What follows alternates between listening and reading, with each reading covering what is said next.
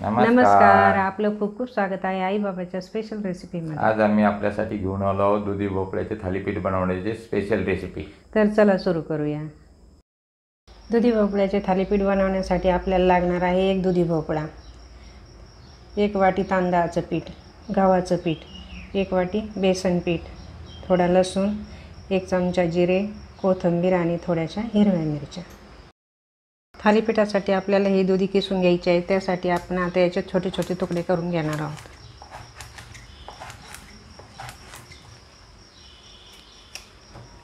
आपण हे सर्व छोटे छोटे तुकडे करून घेतलेले आहे। आता ते आपण किसून घेऊया। एका किसणीने आता आपण हे किसून घेऊ।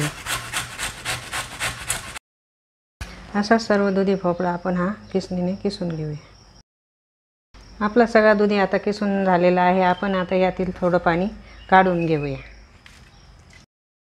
आपण यातील सर्व पाणी काढून टाकू, कारण या थालीपीठाला जास्त पाणी सुटतं, त्याच्यामुळे आपण हे पाणी काढून टाकणार आहोत। आपण या दुधीतलं सगळं पाणी काढून टाकलेलं आहे। आता आपण हा किस कोरडा करून घेतलेला आहे। आता आपण तसेच आपण आता एक मिक्सरच्या छोट्या भांड्यामध्ये 1 चमचा जिरे, लसूण आणि मिरच्या याची पेस्ट करून घेऊया। आपण ही मिक्सरच्या भांड्यातून याची पेस्ट करून घेतलेली आहे। आता ती आपण एका भांड्यामध्ये काढून घेऊ। आपल्याला थालीपीठाचं पीठ भिजवण्यासाठी आपण आता हा भोपळ्याचा किस एका भांड्यात मोठ्या परातीमध्ये घेतलेला आहे। त्यावर आपण आता ही लसणाची पेस्ट करून घेतलेली ती पण टाकणार आहोत।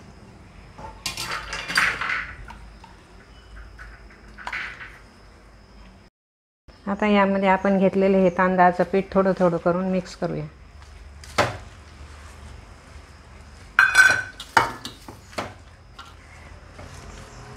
आपल्याला वरतून पाणी टाकायचं नाही। या दुधीमध्ये जेवढं पीठ भिजेल तेवढंच आपण घेणार आहोत। आता घेतलेलं हे बेसन आहे आपण यामध्ये मिक्स करू।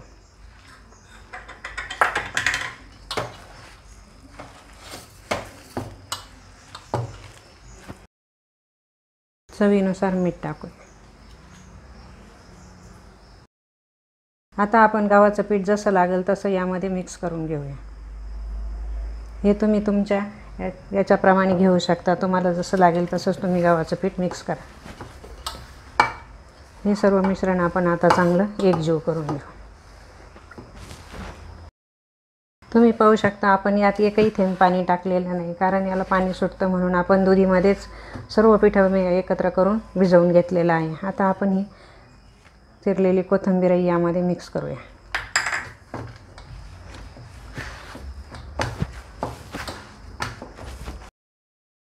दुधीच्या थालीपीठाचं आपलं पीठ पूर्णपणे तयार आहे। आता ते आपण एका प्लॅस्टिकच्या कागदावरती थापून घेऊया। आपण ही आता ही जाड प्लॅस्टिकची पिशवी घेतली आहे, त्याला थोडं तेल लावूया।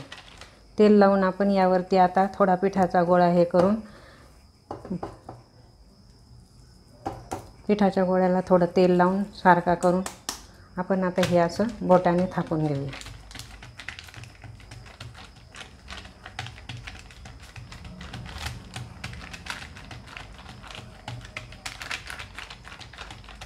चांगलं पातळ थापून घ्यायचं, म्हणजे थोडंसं ते कडक आणि चविष्ट होतं। जाड असल्यामुळं ते थोडं हे लवकर भाजणारही नाही आणि लवकर टेस्ट येणार नाही। त्यासाठी आपल्याला हे चांगलं हाताने असं पातळ थापून घ्यायचं आहे बोटाने।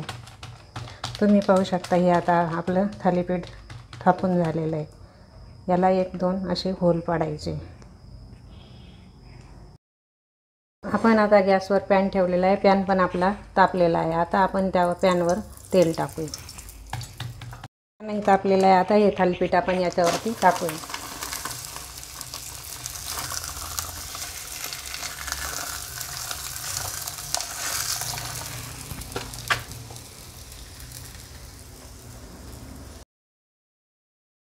सर्वात आधी आपण एक बाजू चांगली भाजून घेतलेली आहे। आता दुसऱ्या बाजूने पलटी मारा। तुम्ही पाहू शकता आपली ही बाजू किती छान खरपूस भाजलेली आहे आणि त्याला कलरही किती छान आलेला आहे। हे आपल्याला झटपट आणि हेल्दी नाश्त्यासाठी बनवलेलं थालीपीठ आहे।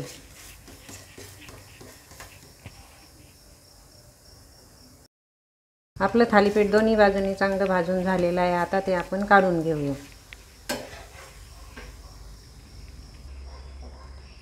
असे सर्व थालीपीठं आपण तयार करून घेऊ. आता आपले थालीपीठं सर्व तयार आहे. आता ते तुम्ही तुमच्या कुटुंबाला लोणच्याबरोबर सर्व करू शकता. लोणचं किंवा तुम्ही टमाटा सॉसबरोबरही ते खाऊ शकता.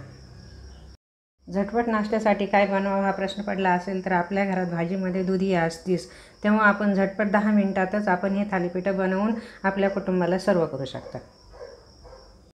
आम्हाला विश्वास आहे दुधी भोपळ्याचे थालीपीठ बनवण्याची रेसिपी तुम्हाला खूपच आवडली असेल. तर लाईक करा, शेअर करा आणि आमच्या चॅनलला सबस्क्राईब करा. धन्यवाद.